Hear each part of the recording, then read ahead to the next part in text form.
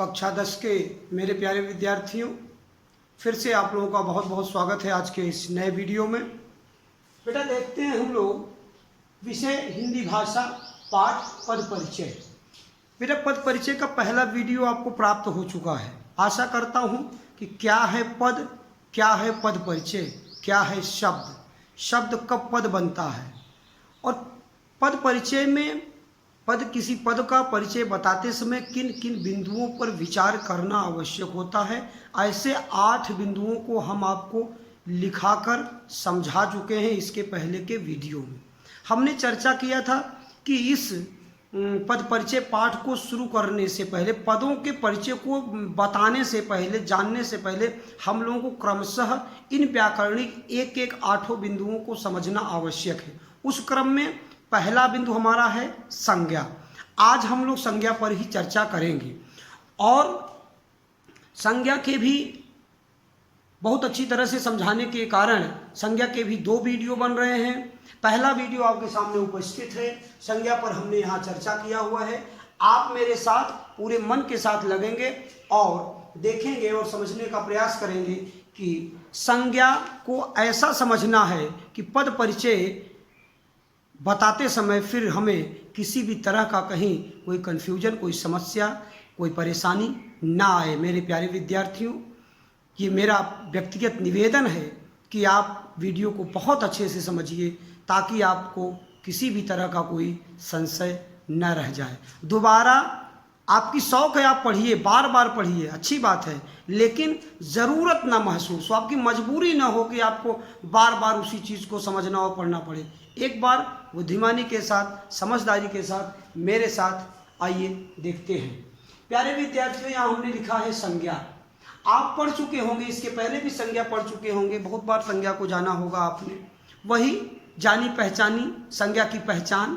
अभी हम संज्ञा की परिभाषा बताएंगे। आपको लगेगा किसी ऐसी चीज़ की बात कर रहे हैं सर जिसे हम बहुत पहले से जानते हैं।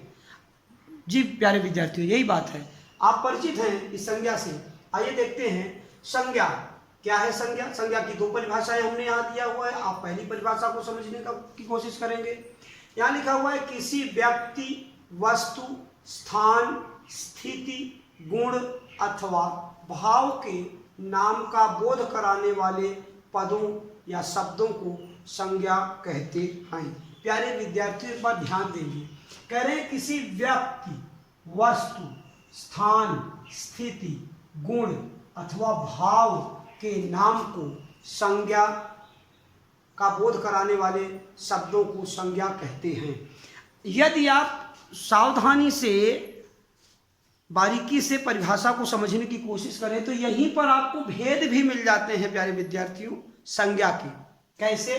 कह रहे हैं कि किसी व्यक्ति, वस्तु, स्थान, स्थिति, गुण अथवा भाव के नाम का बोध कराने वाले शब्दों को संज्ञा कहते हैं। व्यक्ति का बोध कराएगा व्यक्तिवाचक संज्ञा, वस्तु की बात करेगा तो पदार्थवाचक संज्ञा, स्थान की बात करेगा व्यक्तिवाचक संज्ञा, स्थिति या गुण की बात करेगा भाववाचक संज्ञा, भाव की बात देख ही रहे हैं आप कि भाववाचक संज्ञा है। तो इस तरह से परिभाषा में ही भेद भी छुपे हुए हैं। हम उसकी चर्चा हम आगे आपसे करेंगे धीरे धीरे। दूसरी परिभाषा को समझते, मान लीजिए आपको ये अथवा करके दिया हुआ है कि दूसरी परिभाषा क्या कह रहा है कि व्याकरण में जो शब्द किसी के नाम को बताते हैं संज्ञा कहलाते हैं। व्याकरण में जो शब्द किसी के नाम को बताते हैं संज्ञा कहलाते हैं। शॉर्टेस्ट डिफिनेशन ऑफ नाउन, संज्ञा की सबसे छोटी परिभाषा क्या है?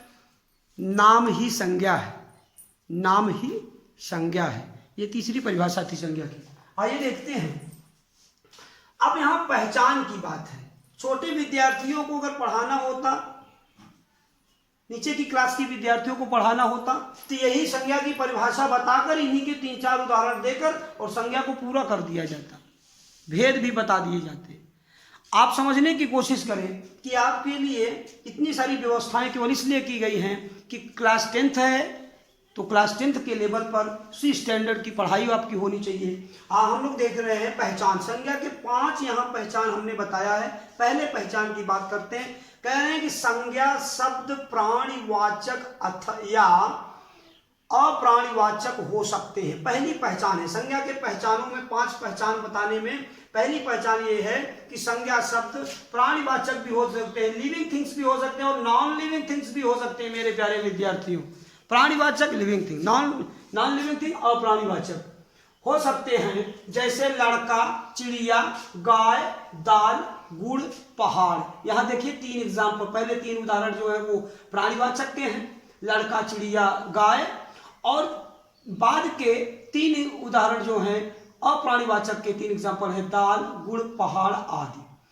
दूसरी पहचान क्या है संज्ञा की? संज्ञा की पहली पहचान ये थी कि प्राणीवाचक भी हो सकते हैं, अप्राणीवाचक भी, उदाहरण भी आपने देखा। दूसरी पहचान क्या है कि संज्ञा शब्द गणनीय या अगणनीय हो सकते हैं, काउंटेबल भी हो सकते हैं। गणनीय माने काउंटेबल और अगणनीय माने अकाउंटेबल, अनकाउंटेबल हैं।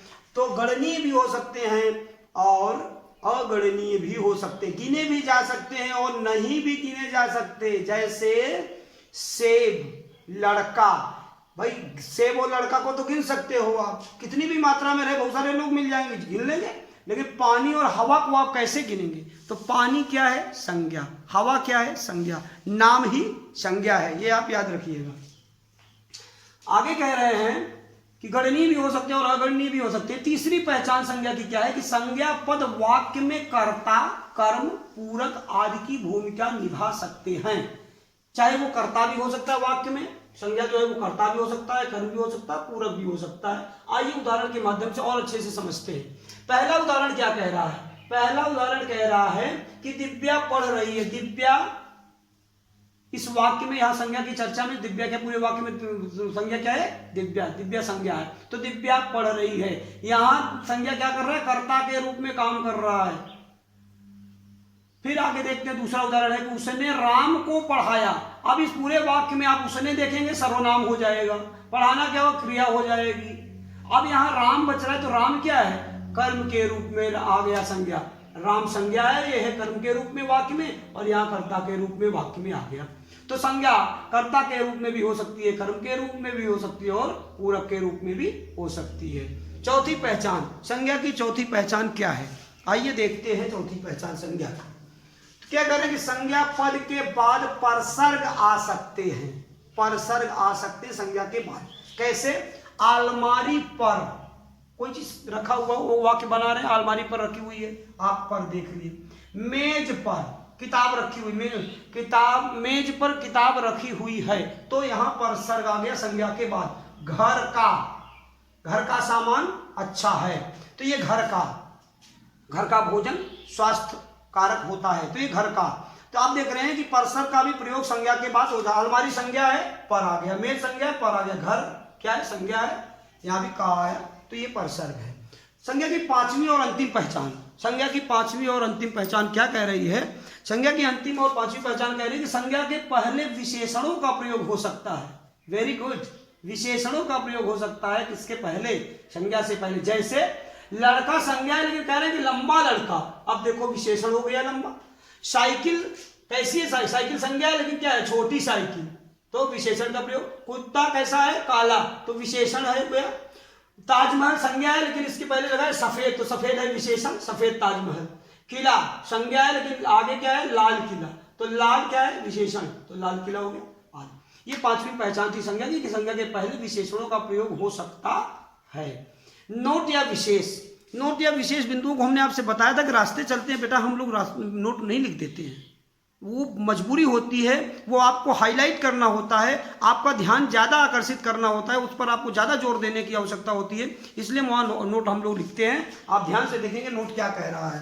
नोट कह रहा है, नोट या विशेष संज्ञा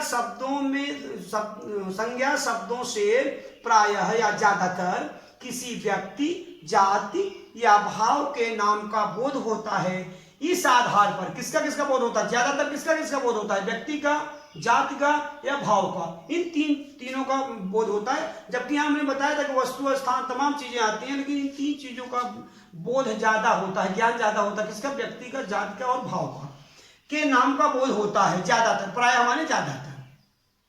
इस आधार पर संज्ञा के कितने भेद हो सकते हैं? 3 भेद हो सकते हैं। बड़ी कक्षाओं में हम लोग संज्ञा के 3 ही भेद पढ़ाते हैं, छोटी कक्षाओं में 5 भेद पढ़ाते हैं, भेद उपभेद करके। आप देखते हैं यहाँ पर 3 भेद प्रमुख भेद हैं। यहाँ क्या है, नंबर 1 व्यक्तिवाचक संज्ञा, दूसरा जातिवाचक संज्ञा और तीसरा भाववाचक संज्ञा। और आपकी जानकारी के लिए बता दें, आपको डरने की जरूरत नहीं, यहाँ हमने आपको संज्ञा के 5 भेद आपको मैं पढ़ाऊंगा। आप देख सकते हैं हमने यहाँ आपको व्यक्तिवाचक और जातिवाचक 2 संज्ञा हमने समझाया है। ये जातिवाचक संज्ञा के 2 उपभेद भी हैं, पदार्थवाचक और भाववाचक, उसको मैं आपको समझाएंगे इसी वीडियो में। आप इसके बाद अगले वीडियो में आप देखेंगे, क्रमशः देखते हैं कि व्यक्तिवाचक, जातिवाचक और भाववाचक। आज हम यहाँ व्यक्तिवाचक और जातिवाचक को समझने की कोशिश करते हैं।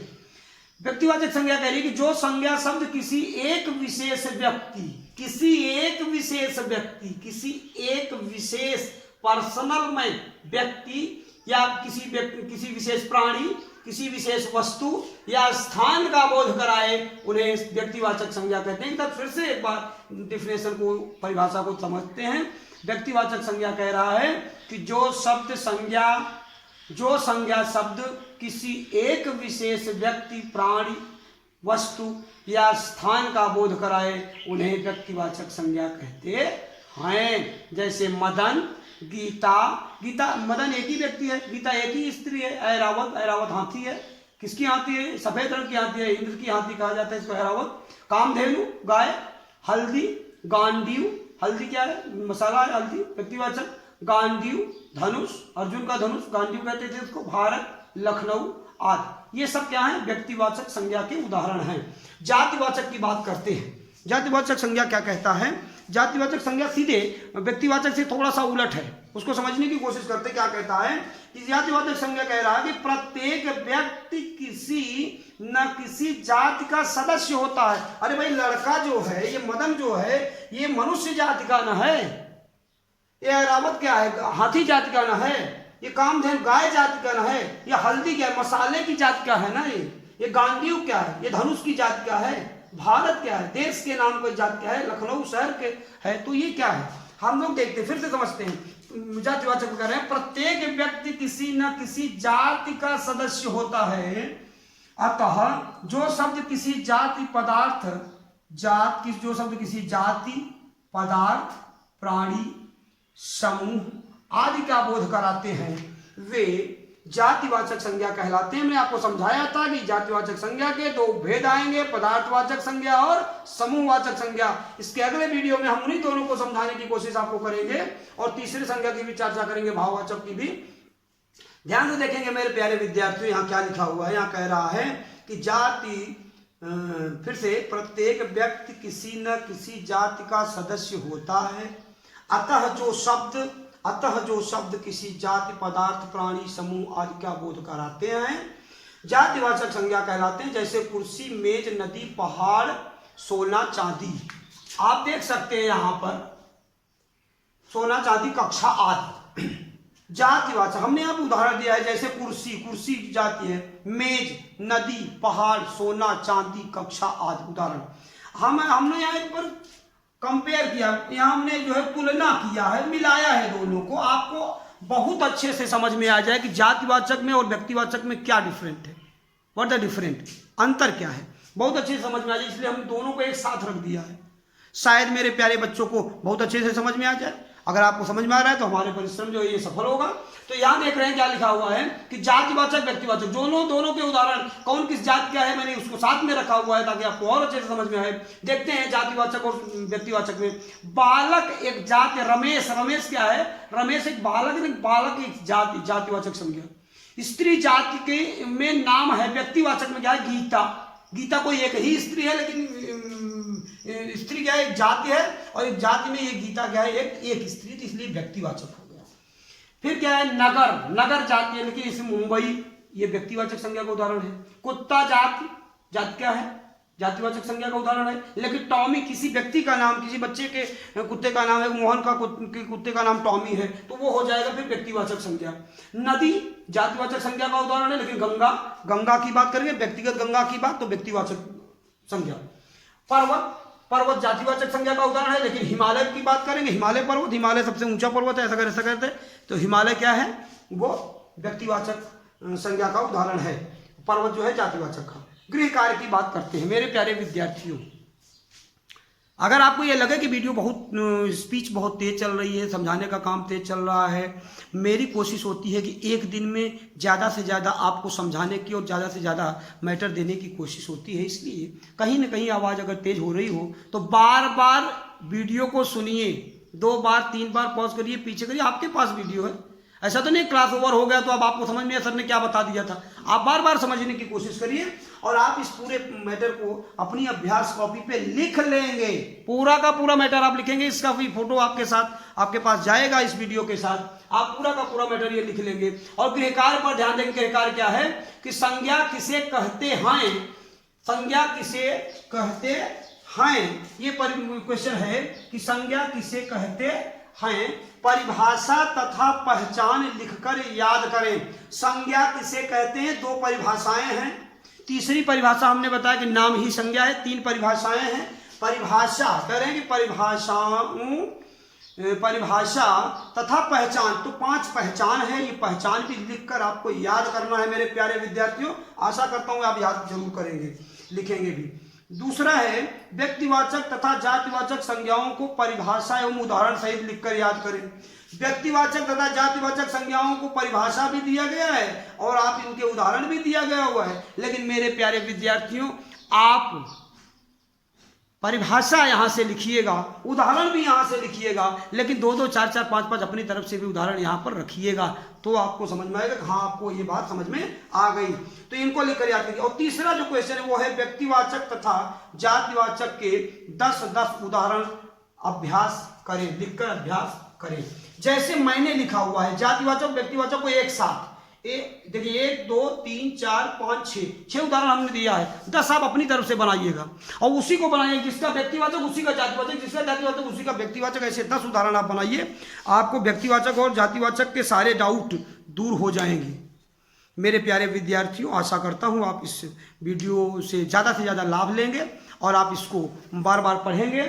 प्रश्नों के 3 अभ्यास गृह कार्य हैं, तीनों प्रश्नों के उत्तर आपके इस मैटर में है। इसका वीडियो आपके पास के साथ साथ इसका फोटो भी जाएगा। आप इंतजार नहीं करेंगे कि साहब गृह कार्य के उत्तर आप भेजें, उत्तर ही तो है, आपको उत्तर ही तो समझाया अभी कि कौन सा उत्तर कहाँ से लिखना है, ये भी बताया। तो मेरे प्यारे विद्यार्थियों, आज के लिए इतना ही। इंतजार करिए, आगे जातिवाचक संज्ञा के 2 उपभेदों और बचे हुए संज्ञा की चर्चा करेंगे इसके अगले वीडियो में। तब तक के लिए धन्यवाद।